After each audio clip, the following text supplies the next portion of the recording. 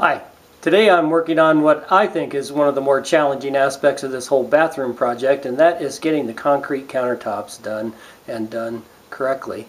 I've done a lot of research on YouTube, and they've been very helpful in allowing me to put together the framework for the concrete countertops, and they don't seem to be as scary as what they originally started out to be, because I kind of wanted to have a custom look to the bathroom, and certainly a concrete countertop would fit that description. So what I've got going here are the pieces to our vanity tops that we saw earlier. I've got the concrete forms done. They recommend melamine, but I wasn't able to procure melamine in the sizes that I wanted, and I wanted all the surfaces on the countertops to look the same. So I settled on this composite plywood, which is extremely dense. It's basically sawdust that's mixed with an epoxy, and they've been glued together to a certain thickness with a thin sheet of veneer on each side. It's really messy to work with as far as the dust and stuff and sawdust that's kicked up. But I'm hoping that it will provide a nice clean surface.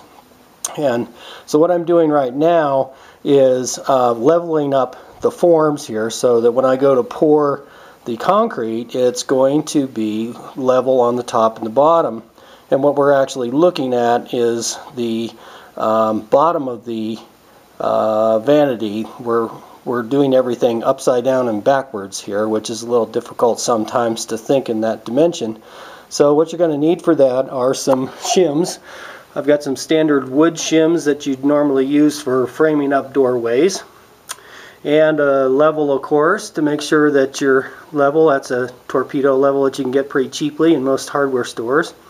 And then I've got some internal support for the concrete. Basically, this is some old sheep fence that I had left over from our ranch, and I've cut it into sort of a grid pattern here that I'm going to lay halfway in between the surface of the concrete and the top and the bottom.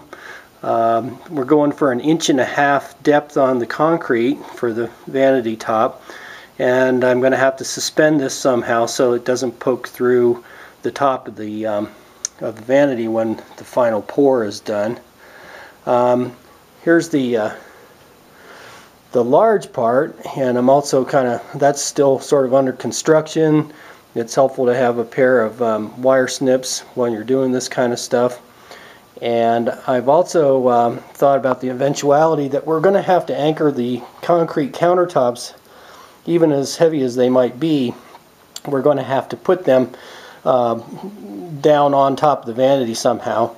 So I've bought this strip of steel that has holes in it, and I'm going to wire it to the internal rebar, if you would.